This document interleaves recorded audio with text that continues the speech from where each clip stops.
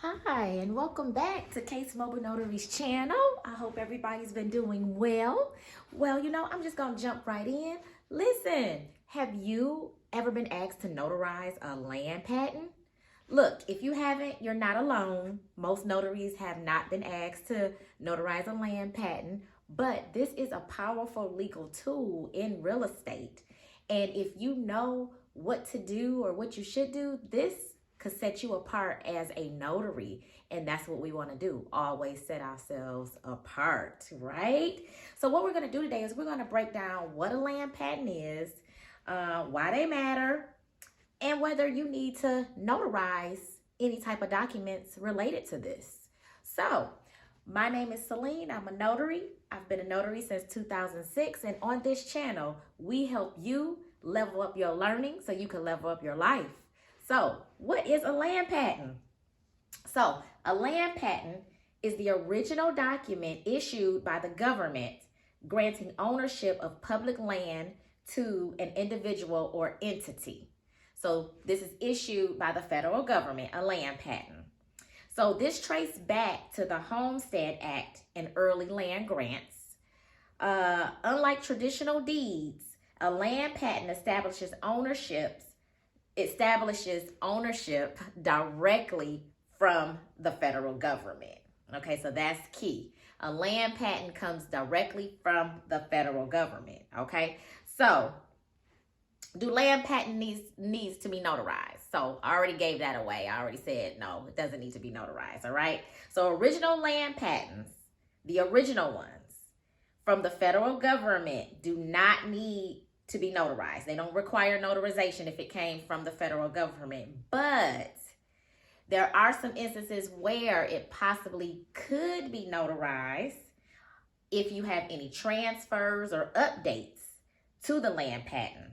So, for example, some of these instances may involve notarization if someone is assigning rights or interest in the land, filing an affidavit related to the land patent, or seeking to reaffirm ownership in legal disputes. So if you're in some type of legal trouble or something like that, and you have to go and, make sure you actually do own this land and you have a land patent. Now, also, some sovereign citizens, they may attempt to use land patents for property tax avoidance, which could create legal risk. So you want to, make sure if it's one actually a land patent, you already know, no, I don't notarize land patents. If this came from the federal government, this is something you do not notarize, right? So just so you are aware of what, you can notarize and can't notarize, right?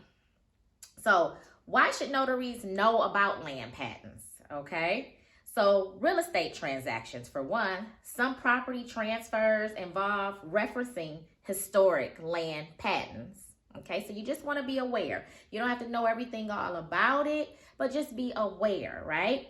So then you also have legal documents. Land patents may appear in estate planning documents, so or even like quiet title actions or boundary disputes may have a land patent in there.